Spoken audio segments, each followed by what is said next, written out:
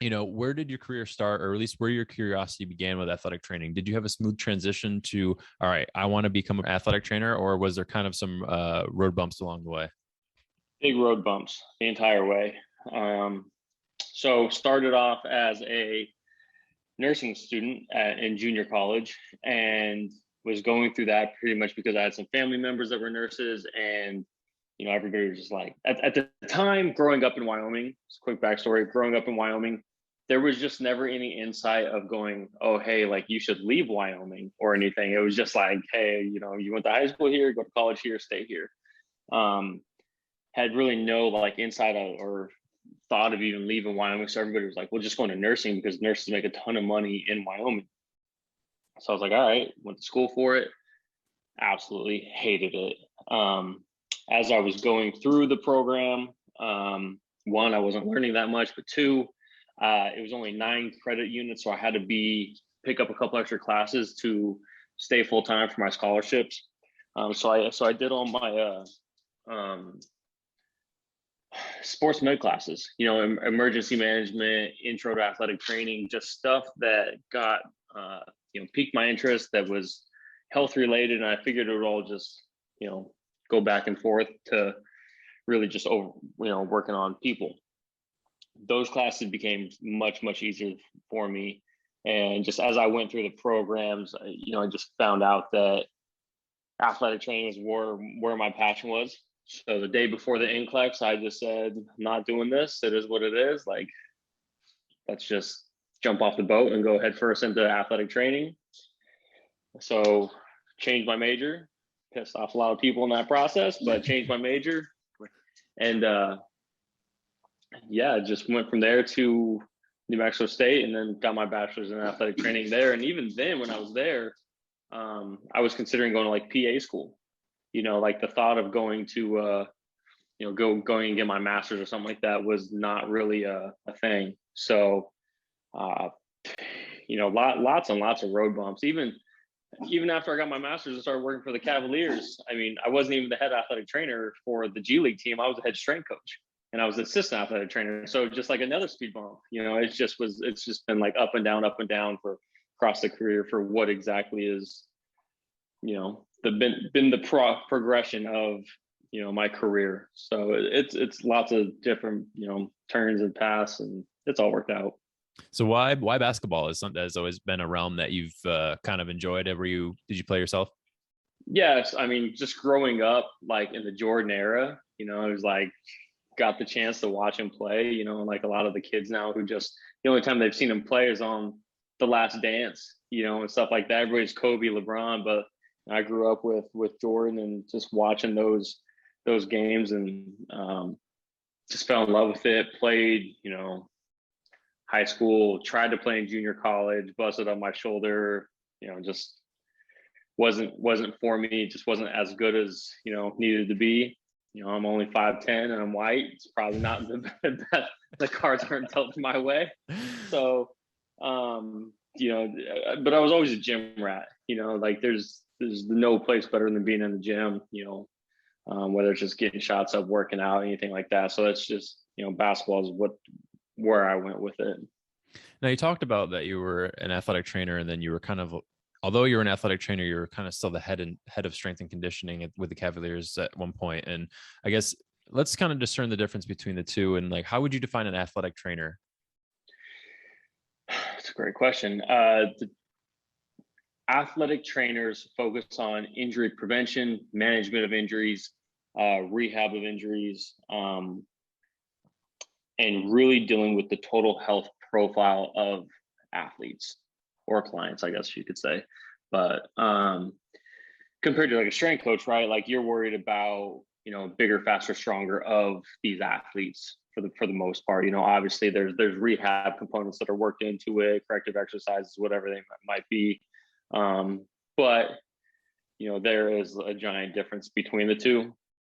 My goal as I was going through everything was to bridge that gap. How do we make, how do I get a person off the table in the athletic training room into the weight room, because just think about like, if you're doing like certain movements with players on the table, it's like, all right, like this is feeling good. Now let's go load it.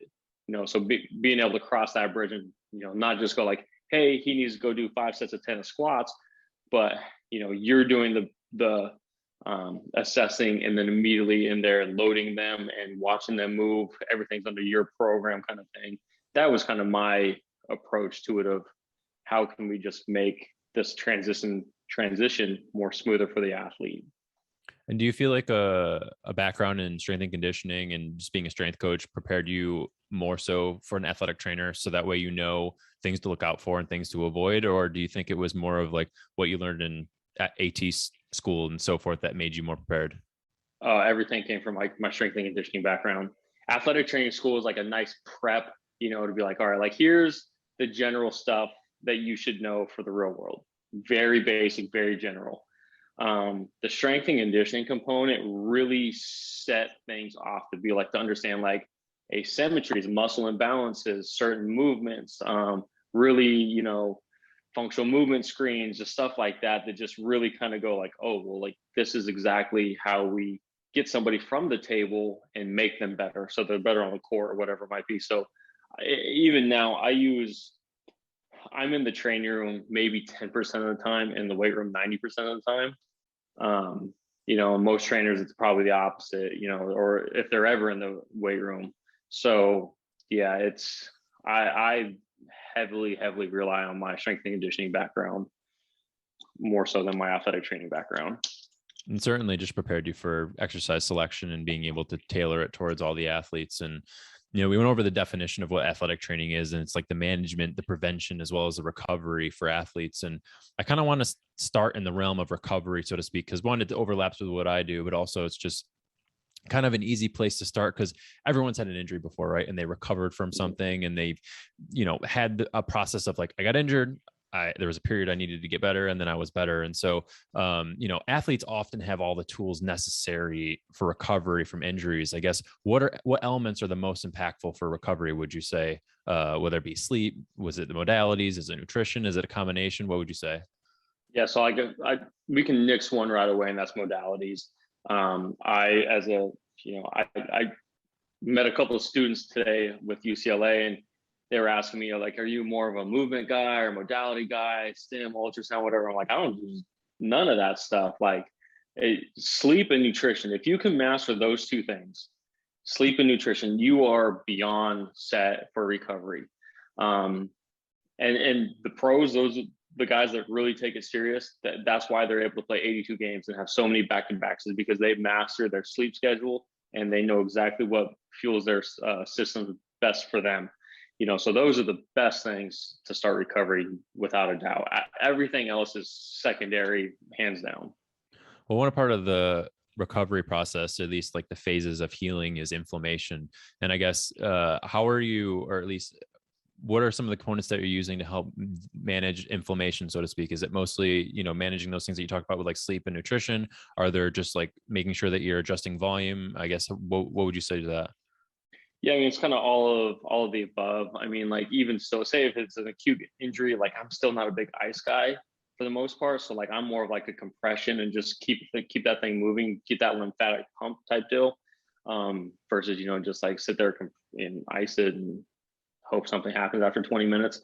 But outside of that, there are ways to manage different inflammatory factors. So one of the big things that you can do is manage like macrophages through your gut lining and gut healing. So this is just a piece that I've learned from trying to take down the road with me, of how to really make, there's two types of macrophages. Okay, so there's like a red type and a blue type, and red would be bad, blue would be good.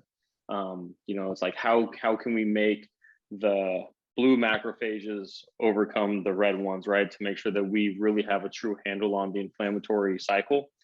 And you can do that through different ways.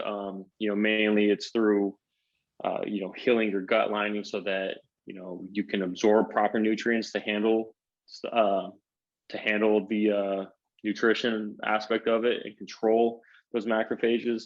Sleep has an incredible, here's one key thing.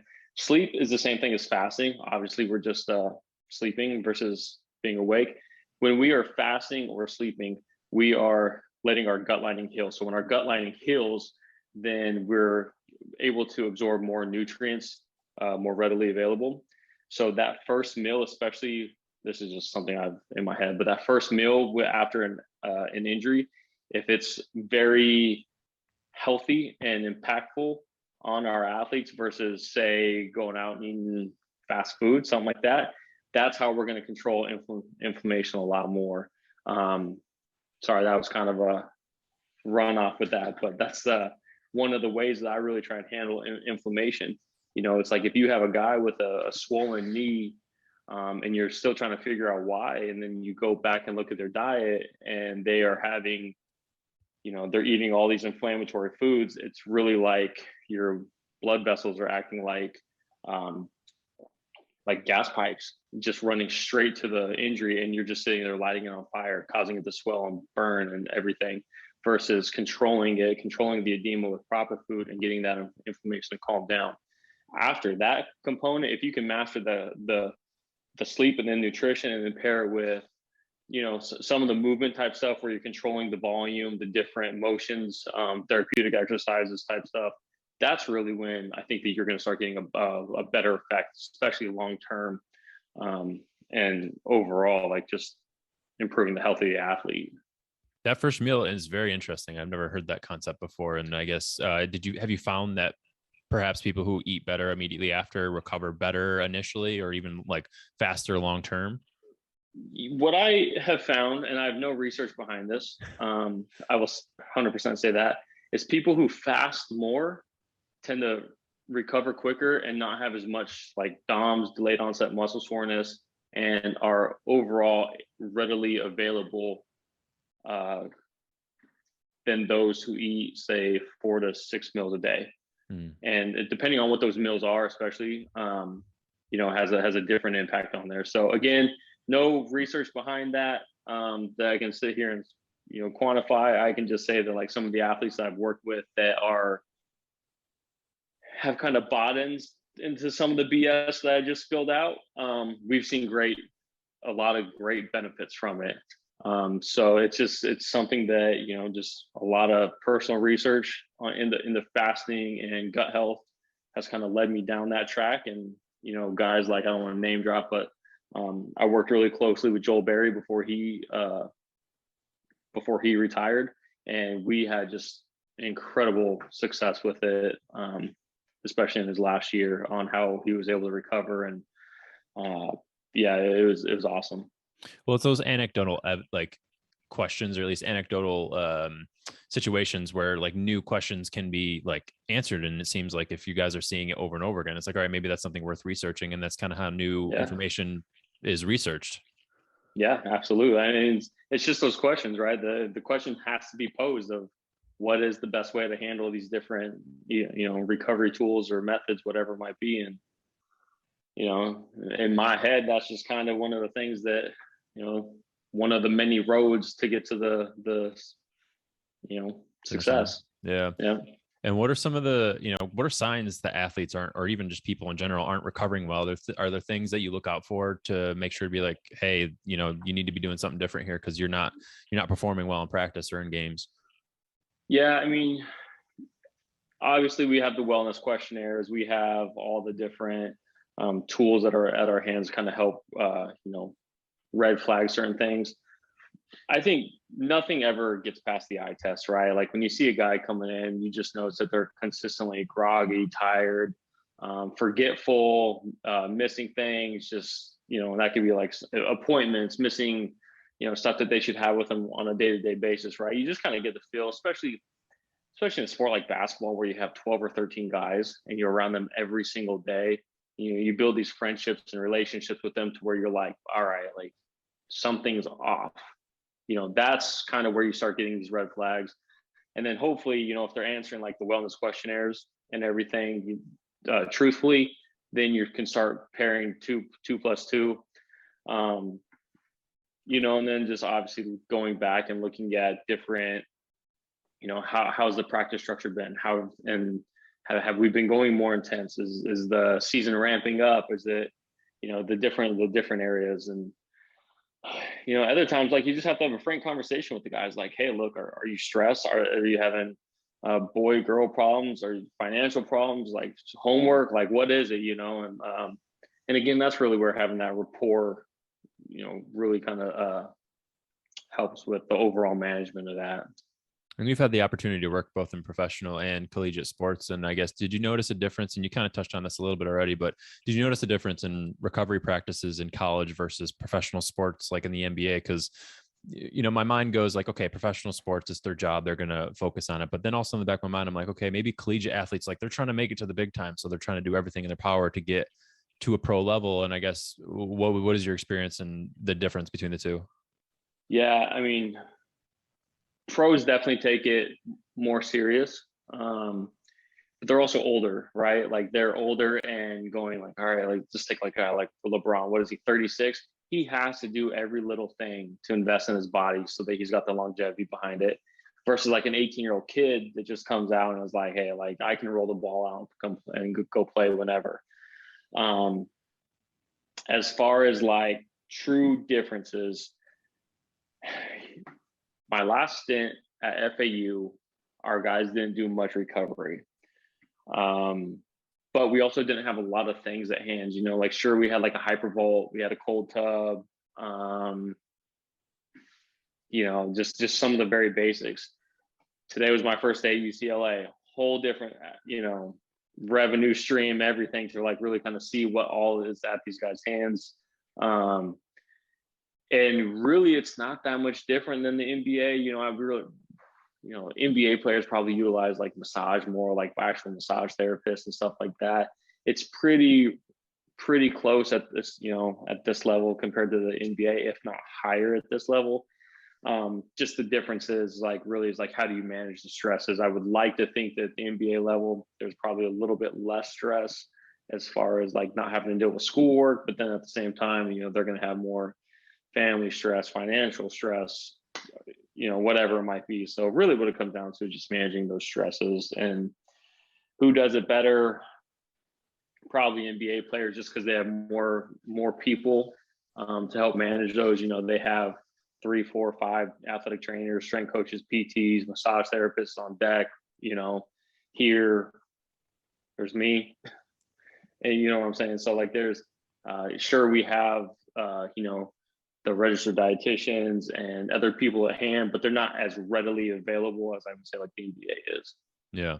And, on the side of recovery, one thing that you need to be cognizant of throughout a season is managing load and basically the prescription of exercise throughout the season.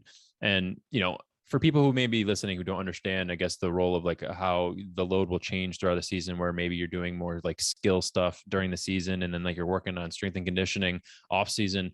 I guess in layman's terms, how does exercise load change throughout the season for athletes? Oh, huge. I mean, and really how it changes just day by day, even by like, what coach wants to do. Right? Because everything really has to be managed around the practice plan. So if you know that it's going to be a heavy practice plan, I'm probably going to match that, or a heavy stress practice plan, I'm going to match it with a heavier load day. I like to match stress with stretch. So high stress in the weight room and on the court. If it's a low stress on the court, like a walkthrough, then we're going to do low stress off the court. I think that that's a great way to approach it. Incredible resource and tool behind this. Daniel Bove, who's director of rehab for the New Orleans Pelicans, he wrote a book called The Quadrant System. It's a great way to manage like various stresses. So as you get through the season, like, especially at the NBA level, right, where you just have back-to-backs and maybe have a day off, or practice and then another game, how like those fluctuate. So you have to figure out how you're going to load these athletes in the best way possible. It might be just doing goblet squats. It might be just doing some like aqua bag work. It could be, you're just getting back for 20 minutes and, you're in a hotel gym. You just got to get like, some stationary work or some ISOs, anything, that you can get for these guys. At the end of the day, load is load.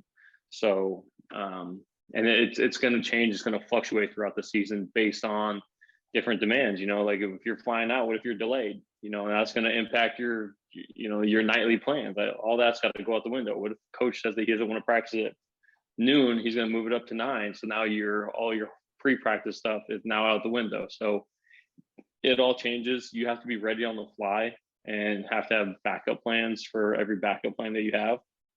And it's going to impact exactly almost every piece of the athlete as far as like actually loading them and how that's going to change throughout the season. And have you seen a scenario where perhaps coaches are working them too hard, too close to the season? Or maybe have you seen ideal situations where maybe someone mastered it, where just like they brought themselves to a championship game or the playoffs, or so to speak? Did you see where maybe you had one side where they didn't accurately assess and load in the right time and they paid for it? Or I guess, what was your experience with that? I haven't seen that one yet on either side. I mean, my first year in the NBA when I was with the Cavaliers, we went to the finals, but they also had an incredible team between LeBron, Kyrie, K-Love. Sure, they were doing a bunch of individual stuff for them, but I honestly, I wasn't experienced at the time to really say like, oh, like we are truly managing everything like we should be, or we just got there because we're much better than everybody else.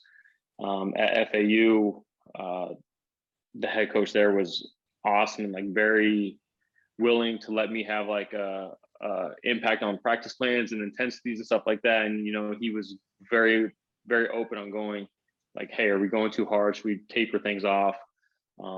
Stuff like that. I have not been in a situation where it's been like, hey, we're doing too much, or hey, we're not doing enough, and then it's ended up biting us in the butt later on. So, and I hope to keep it that way. Yeah, for sure. And we've been talking about recovery and how important it is, but I guess, is there any time where recovery, like too much recovery time, is counterproductive? Is it like, is it event specific, or should we be training 100% all the time? No. So there's two ways to approach it. One, I cut out all modalities during preseason. Okay. So leading up to the first game, it's like, I want us to have high stress in the weight room and high stress on the court. And I want our bodies to adapt from that quick. I don't want us to use Normatex every day, hypervolts, whatever it might be. I want us, that's when I want your bodies to be sore, right? I want that inflammatory response to happen. So that's when we make that true change. When you get in the middle of the season and, we're playing games that actually matter, it's like, all right, now we have, we're playing against Gonzaga one night and Villanova the next night. It's like, that's when we need the Normatec so that we get the best bang for your buck, right? If you're just sitting there Normatecing every day, it's like, all right, how much change are we actually going to get long-term, right? Is it kind of that dose where your body just expects it now? So it just kind of gets ramped down, push down, push down. Or is it one of those things where it's like, you don't use it a lot, and then all of a sudden when you do use it, you get a much better relief from it. Now, on the counter side of that is, I do like to train at high intensities, but I want to say like your intent has to be high. Every motion, every movement, I want 100% intent, because if you're not training with the right intent, then you're training sub-maximal. And that's really kind of where it's like, well, if we're not training for all of these like with the best intent, then what exactly are we training for, So like a perfect example is like when you take teams through a team warm up, it's very just lackadaisy. Guys are doing just whatever. It's you're not getting as high intent. So like one way I approach that is I give them a ball, and I'd rather have them just do a layup drill back and forth, because they're going to go much harder at that than if I say go do high knees and butt kickers. The intent's going to be much different. So I really try to approach it, on that aspect. Yeah, I think the intent is a really key component, especially just for people who may not be in athletics. Perhaps maybe they're just like they're weekend warriors, or they're working out during the week. It's important not to completely max out all the time, but it's important that you're getting in the gym and you're being intentful about the workouts that you're doing, because that's what's going to matter the most long term. Absolutely. And we've been talking about recovery, and I think, in order for us to recover, we have to be injured, right? And injuries do happen. What is your checklist of things to look out for before addressing an injury? Are you looking for root cause for the injury? Are there mechanism of injury or like mechanisms beforehand that you're like, oh, this is what led to this? Or I guess, what do you look out for? Yeah, I mean, there's always a cause and effect. I try and run them through a bunch of different, functional movement screens, whether that's just MS, Y balance, anything like that, to try and identify those imbalances or asymmetries. That's probably my first step. Hey, sorry, my dog's about to start barking. That's always my first step. After that, it's really just kind of identifying the various movements. I don't think all injuries are 100% preventable, but I think that we got to do everything that we can to prevent the injuries that should be preventable, right? Obviously, the number one question for everybody is ACL injuries. Are they preventable? I think they are for the most part. I think that we should be able to train in various planes. Dog has a water bottle. And really load them to where like we're training the quads, hamstrings, external rotators, all the above, so that they get, when they're under duress and stress, they handle those forces properly. I think that's one way to train those so that we can prevent those. But, it's hard to say, if like everything's 100% preventable versus where it's not. Obviously, we want to get to the point where we can get that way. And certainly, things happen. Like, for instance, like Saquon Barkley has the largest quads any human's ever seen, but he still goes ahead and, he ends up tearing his ACL. So it's just, freak things do happen, and that you're going to, absolutely, you can do everything in your power, or even be genetically gifted in every aspect to be injury preventable, but things can still happen. 100%. And are there early signs for you that you look out for, like incoming freshmen, that may be more prone to injury, that you look out for?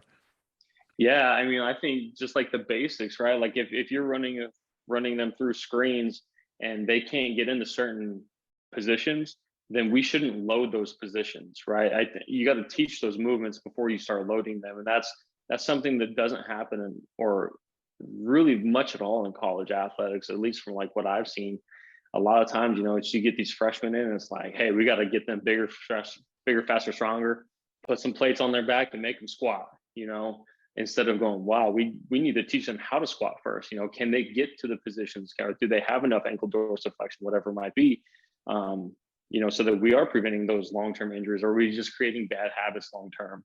So that's like the biggest thing that I look for. And, you have to be able to get into the positions needed for the game. That's like the biggest thing. And then you have to own those positions, like you have to be able to get into the position, own it with some integrity, and just, be able to own it. That's the only way I can really describe it. Do you find yourself trying to like undo a lot of like high school habits that maybe strength and conditioning coaches in that realm aren't, not that they're not trained, but perhaps they don't know as much as you do, or then they may just said like, just squat as much as you physically can? Yeah, no, I 100% see that a lot with these guys. They, they just, man, I'm trying to think like some specific examples, but you really do have to regress a lot of their motions, and have them, it's like, hey, you're not ready for that much weight. Like, sure, you can like load it up on a heavy back squat day or whatever, but unless you're going to get to a certain depth or yeah, you just gotta like regress everything. I've seen that a lot, like where you're going to regress more than you're going to advance, and I think that's going to have the better, I call it like a slingshot, right, where you got to pull them back to then get more out forward. I think that's a good way to look forward or look at it. Yeah, certainly. I know one thing that I had to do with my back squat when I was, I had these terrible habits out of high school, and I did not know how to back squat properly. And I think I stopped with the back squat, started learning how to front squat and get the right range of motion. And it was that led me to be able to squat a lot more. And I think that approach needs to be adopted more, because even with rehab, people go through injuries. They feel better after maybe like 8 weeks, and then they try to go back into the same way that you did before. And it's like, listen, no, you can't. This is not how that works. Like, you got to bring yourself back up to that weight again. And are you having difficult conversations with students, or they pretty much just listen to whatever you say? it's all about the approach, right? If you really approach them, be like, hey, like we have to, we just have to back things up. Like what I'm seeing here is just not setting you up for the right success long term. We need to, unload you, see if you can get low just by holding a dumbbell, kettlebell, something like that. It's all about the approach. And then usually, FAU and the guys were really receptive. They were like, okay, I understand it. I get it. I get that this is going to help me long term. So let's definitely go with it that way. There hasn't been very many difficult conversations with that bit yet. That's good. And I guess, how do you select an appropriate exercise of like how to change that? Like, how did you build that skill? Because one thing that I know that I had to build for a while is like knowing when to choose the correct exercise. And it's like, okay, do a squat, but it's like, okay, which squat do you want to do? How much weight do you want to do? How many reps and sets? Do you want to do a front squat? Do you want to do a back squat? Do you want to do, it's like, Yeah. going through all those different things is a skill and you have to learn it. And you don't necessarily learn it in like AT school or PT school or anything like that. It's And all so, experience. yeah. And is it mostly experience where you learn how to choose an appropriate exercise? I guess, how do you go about that?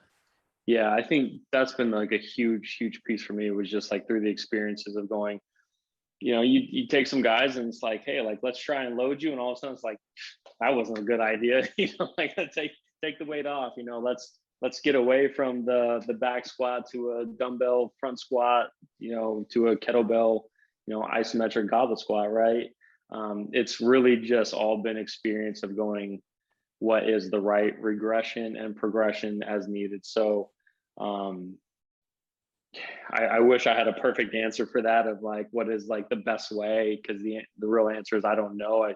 A lot of times I do that on the fly, where it's like you see emotions like that's not right, so let's change something, and that's been the way I've had to approach that lately. Actually, most of my career, it's just you see a guy and it's like, all right, like this is moving really well, so let's just keep going with the plan. Or hey, they're not moving well at all, and we have to just immediately scrap the plan and start going down another path. So it's really tough to say.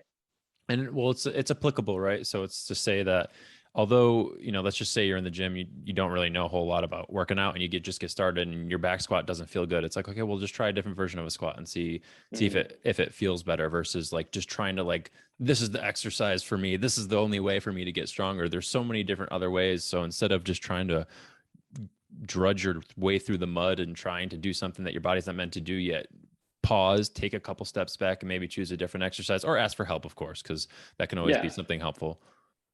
yeah, exactly. I 100% agree. And did you always, I guess, did you always have a relationship with exercise yourself? And did that help you also to relate to the athletes in regards to prescribing exercise? Yeah, I mean, I always lifted. Honestly, it wasn't until about like a couple years ago where I was like, all right, like I actually feel comfortable like knowing what I'm doing. I used to be that guy that would just go in there and like get on the elliptical for 20 minutes and build up a sweat and kind of hit a couple exercises and be like, all right, I'm out. Now like my lifts are completely different. It's all high intensity, like kind of like Tabata training or something like that. But because of that, it's definitely been able to, one, guys see me work at a higher intensity, so it builds that rapport a lot more. Because I think that's something that's always missed between like athlete and like coach or whatever. Right? They're like, yeah, you're putting me through hell, but like, can you do it too? So that's like one thing that like even at FAU I did with some of the guys was like, hey, if it's a conditioning day, I'll go out there and condition with you guys. I want them to see that I'm working, kind of thing. But yeah, like that has definitely played a factor into like how I prescribe exercises, because it's like I know what you're going through, right? Like I've done this exercise, it sucks, we're doing it together, like I get it. So yeah, that's definitely played a big role into that.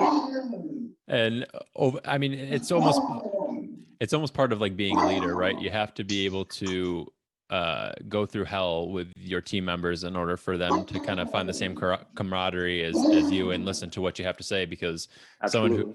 someone who is extremely overweight and is trying to give you diet advice probably isn't going to be the person who you're going to trust the most.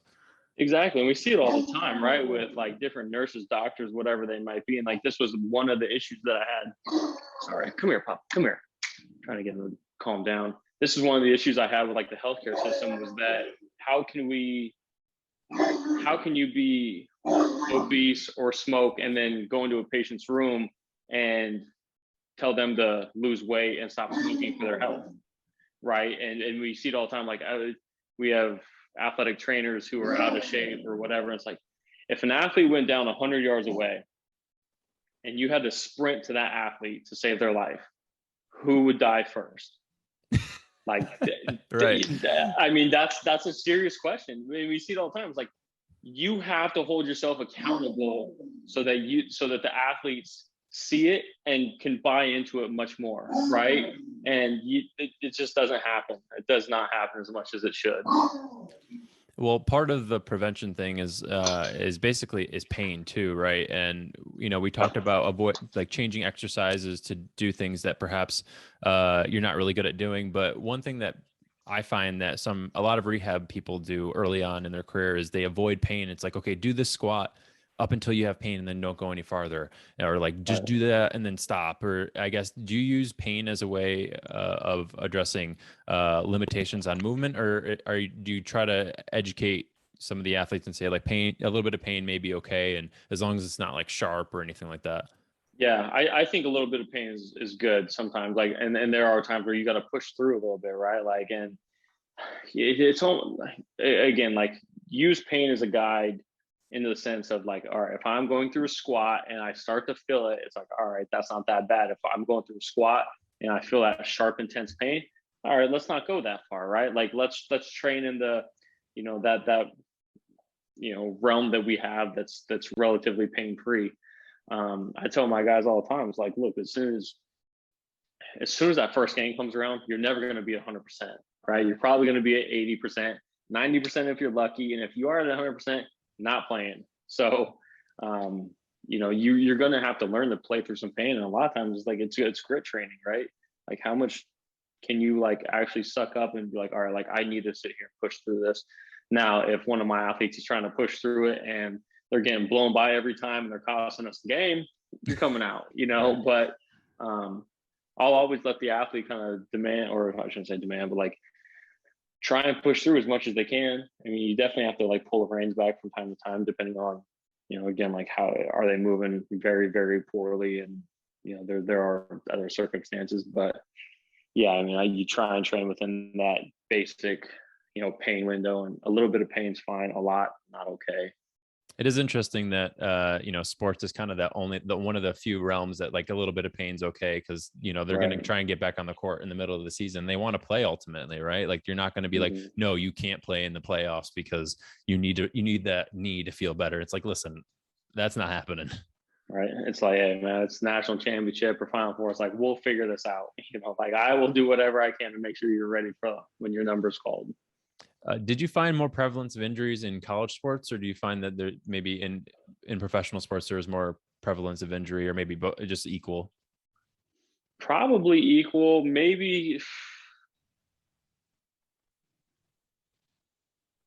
Probably NBA, but I want to say the reason is because they're more vocal about it. Some of these kids, I think, try and have that strongman approach to it, where like, oh, like, I'll be fine, and then eventually a week and a half goes by and I'm like, all right, like, my ankle actually does hurt. NBA players will say it much quicker. So it's probably the same, but I think NBA players are more vocal about it. Yeah, but again, like, their livelihood rides on it, so they almost have to be. Right. And they're probably, and again, you say that they have more resources, and they're probably more, and since they're adults, they probably have a little bit more of a emotional IQ to be like, listen, this is hurting, I need to figure this out right now, rather than trying to push through it and avoid it. For sure. Absolutely. And in addition to prevention, you have to manage everybody. And we started talking about being a good leader. How important is communication between the athlete and the trainer? You said that you need to work out and show intensity as hard as them. Is communication one of the major keys for your success? Yeah, absolutely. I mean, I think that, like, as long as, I mean, it's not just between you and the athlete, you and the strength coach, you and the coaches, you and the dobos, you and whoever it is, right? Like, the communication is number one. You can read it all the time, right? And like different like self-help books or leadership books. And it's just like, communicate. And then we still forget about it, right? It's wild how that works. But yeah, I mean, between the athlete having that rapport and being able to actually, you know, go up to them and say to them like, hey, like, you know, I want to see you work harder. I want to see you do this, and having that buy-in and that respect for them to be like, all right, like I can do that. Yeah, it's everything. It's absolutely everything. Like I've always said, like I want to have a good enough relationship with my athletes where like I can sit there and like talk to them about the game that was on last night, girlfriend, boyfriend, whatever it might be, right? Like I want to have that relationship with the players where it's gonna have a true impact on them in every way possible. Well, how have your communication skills changed? Have you just been really focused on more of just understanding the whole person rather than, just being superficial? Yeah, I would say that I think the best way to put this, I'm much more laid back. I'm much more of an open-ended listener. I, when I was like first into my like starting into the profession, like I was definitely kind of like more of a hard ass and like, look, whatever I say goes versus like actually like sitting there and listening to the person. That's kind of been like the big change for me. Um, and really just having that empathy with them and going, especially now that I'm older, right? And it's like, look, as you're 18, 19, like I've done a lot of the same stuff that you've done before. Like I know what you're going through. I've done that. I did it this way. And this is where it bit me in the butt versus this is where it helped me. So now that like I'm older, I hate to say that I am, but like now that I am, it's like, that it's easier to kind of take that approach, be like, hey, like this is what's helped me versus I think this could help you as well versus, just sitting there going like, all right, man, you got problems. Like we all got problems, and there's definitely different ways to kind of go about that, but it's all about empathy. Empathy is, I think, the number one skill that drives behavior, which then, impacts communication. You just got to have empathy. And once you do that, like, I think that's the key for any profession, to be honest. Like if you have true empathy, like you'll succeed in your profession. Did you have any mentors who you maybe looked up to and thought of like that's the pinnacle of like how to be an athletic trainer or strength coach or just a leader in general? Brady Howe, he's an incredible leader, mentor. He's the director of medical services for the Phoenix Suns. Dusty May is an incredible leader. He's the head coach for FAU. Those two were incredible for that. Hal Bernhardt and Aaron Karkow. So those two played a big role with my when I was at the Hornets. Aaron's no longer with them, and Pal is actually no longer with them. He's now director of rehab for the Washington Wizards. But just seeing their approach and how they talk to athletes and manage them, and that played an incredible role as far as like how I now approach it. Other than that, I've watched a lot of TED Talks. I've watched a lot of, read a lot of leadership books. And yeah, the one common theme, whether it's truly been out there, was empathy. And I will say this, and that the most empathetic person I've ever met, my fiance, by all means, Jill. Like it's wild how much empathy she has, and like I definitely tried to like take it on and like apply it to my athletes, because she's an incredible with that. She's a teacher, and I'm like, her students have to just absolutely excel because of it. So that's definitely a huge piece to it. Well, you mentioned that she's a teacher, but how have you been able to change the way you teach? I mean, part of what you do is teaching athletes how to move better and recover and things like that. And have you adopted new teaching styles to improve the way you do things inside the clinic? Yeah, I mean, once you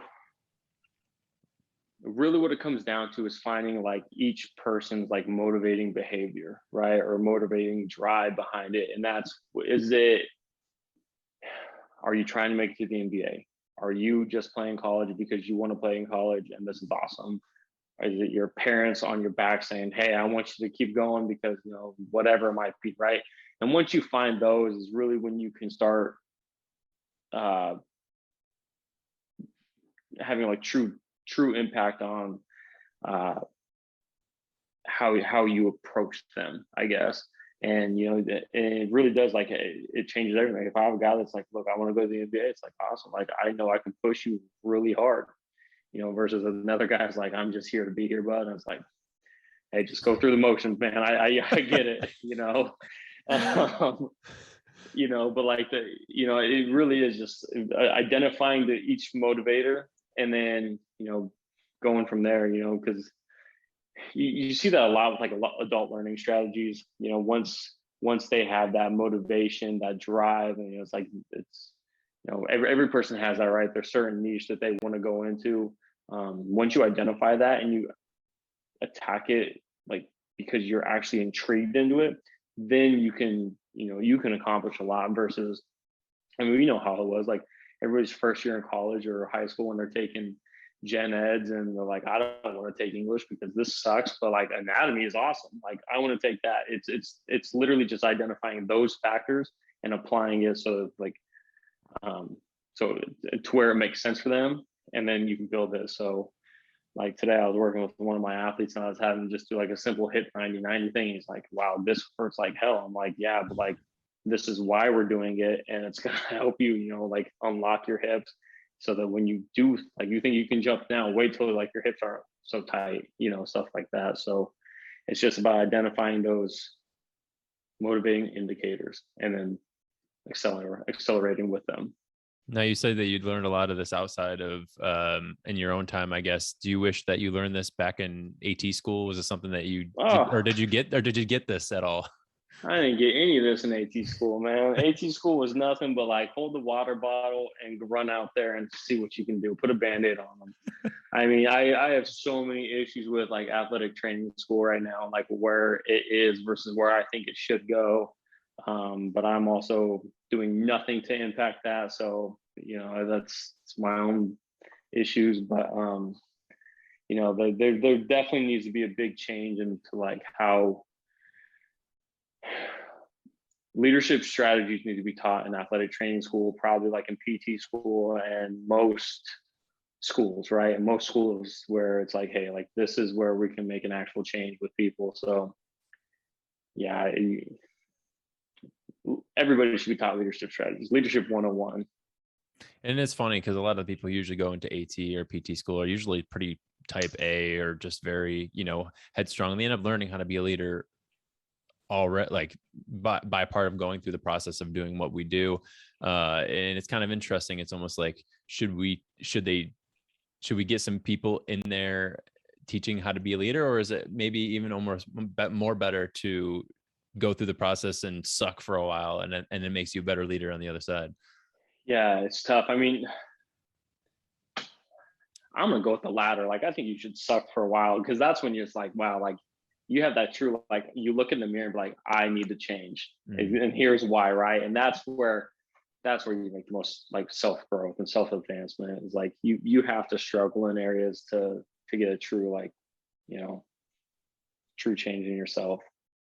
And we all went through it, like, and it could be like different areas. Like, I knew for the longest time that, you know, like my programming wasn't the best for like strength and conditioning. It's like, we have a giant, you know, exercise selection, but like actually going like, all right, we should be at like 70% today or whatever it might be. It's like you have to look in the mirror and be like, there's nothing wrong with being vulnerable and saying, I suck at this and I need to do better of learning that. And I think that's a piece that's missed a lot in the world today, right? Everybody just wants to be like Mr. Know-it-all and whatnot. There's nothing wrong with just being vulnerable. Be like, hey, like, this isn't my forte. This is, you know, you're much better at this than me. Take it and run, you know. And that's just, yeah, vulnerability is key. Yeah, I was gonna say part of that, you know, crucial part. You said empathy is super important, but I think humility is also super important as well. You know, Yeah, I think you got to be able to understand, like, this isn't my person who I'm going to be able to help. And are you constantly working with? I'm sure you're working with other people all the time, but I guess do you guys have weekly reviews or like team huddles with other providers at the clinic? Um, we will. This being my first day, it's hard to quite say. I know that we have a weekly meeting of just like um, our like athletic trainers, but we have to continue to I'm gonna start doing one with like our sports dietitian, our strength coach, probably get like one of the assistant coaches in, and just loop one of our team docs in, that kind of thing. It's like, all right, like let's talk about each case that we're managing and then how can we go from there. Yeah. And, I want to go back to this question where you said that there's some guys who are kind of like walking through the steps and some guys are trying to go to the NBA. Is it like 50-50? Are there a lot of people trying to just like kind of go through the college experience? Or I guess like how many people do you see like in collegiate, like, who are like, I'm going to make it to the NBA, or like, I'm just here to play, man. Yeah, I'd say like at my last level, I would say most people want to, but don't. I think they also know that it's like, all right, like is this the real goal? Here, like I know there's a handful of guys here that return that were draft draft prospects from last year. It's like, no, like it's a very real thing for them. I think everybody wants to. I think that people probably know it's like, all right, like it's probably not going to happen for me, but it is what it is. I don't really know. I definitely wouldn't say it's a 50-50 split. I'd say it's 100% on everyone wanting to, but only a handful actually have that like true, hey, like I'm gonna make it no matter what kind of thing. So Do you think it's it's just more, tough to put a percentage on that.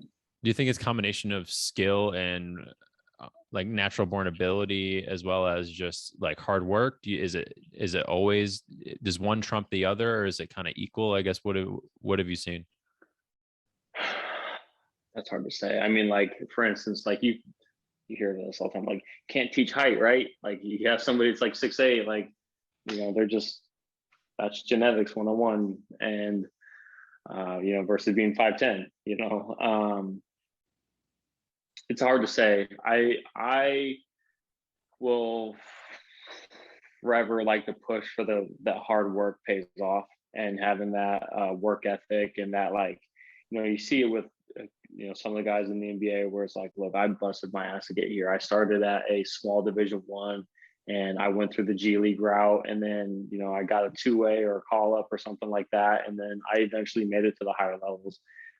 It does happen, and that's where I think that like hard work is just, it's an incredible piece for just for that, because I think there are a lot of people. It's like, look, like you are 6'8", you're talented, you're athletic, and it's just that's the path that you're going to go. But I want to rely on like hard work. I love when guys have great work ethic that just carries them along, and they see the results of it. And that's one of the reasons why I love being an athletic trainer so much, is because I like seeing guys. Well, this sounds bad.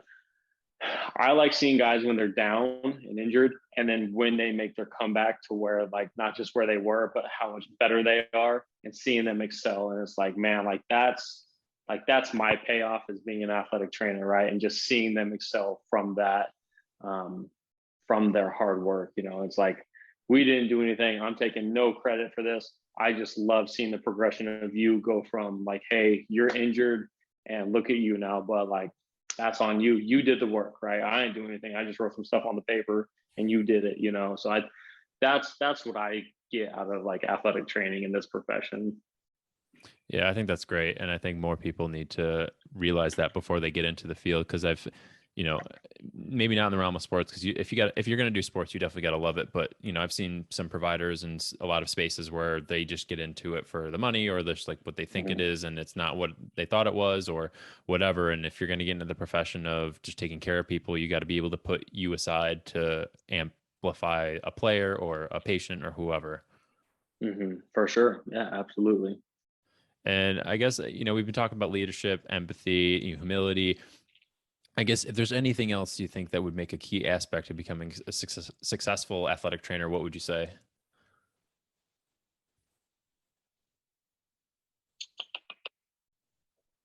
tough because like I have like a bunch of different like just core values going through my head of, honesty, determination, stuff like that. I mean, drive always comes to my mind. Like you have to have that drive to just be better and in every area, right? Like you can't just have the drive to be like, all right, like I'm going to be so specialized in one thing and this is all I do. And, blinders on. Like you have to have the drive to be like, how can I help everybody around me? Is it nutrition? Is it leadership? Is it, the side jobs that nobody wants to do? Is it, I got to go clean the Swimex and scrub that thing down with a toothbrush so, everybody can see, like you just can't be too good to not do a task. You be the person that goes out there and wipes up sweat with a towel. Like, you just have to have that drive that's going to push you to help push others, that's a big thing that always comes back to, and I guess that all relates back to leadership, right? Like it's just another component of leadership. You've had this awesome career where you've worked in the NBA and also, NCAA with some of these great teams, and now you're at UCLA. What are you excited about most for your career next?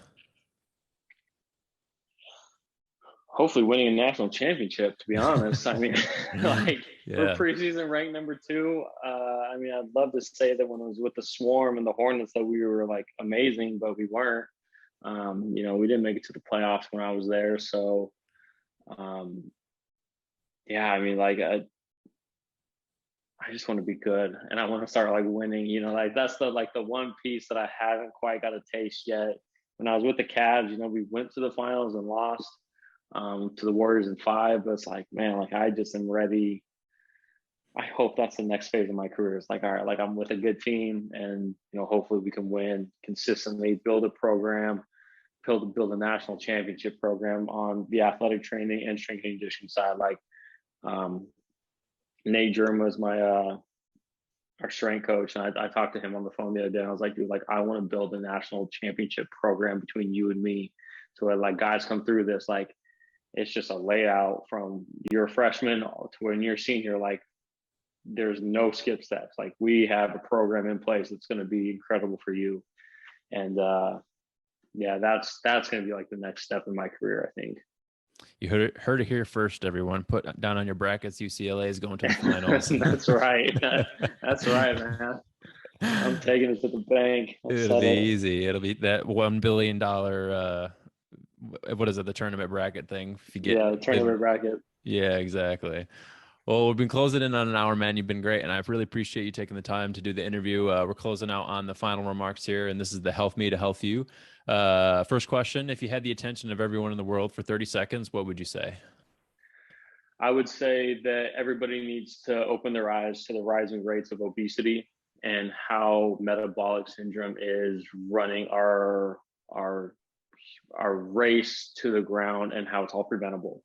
Our obesity rates and health rates are just going skyrocketing up, and it's not good. I think that like the more people need to have their eyes open to what's going on in the world as far as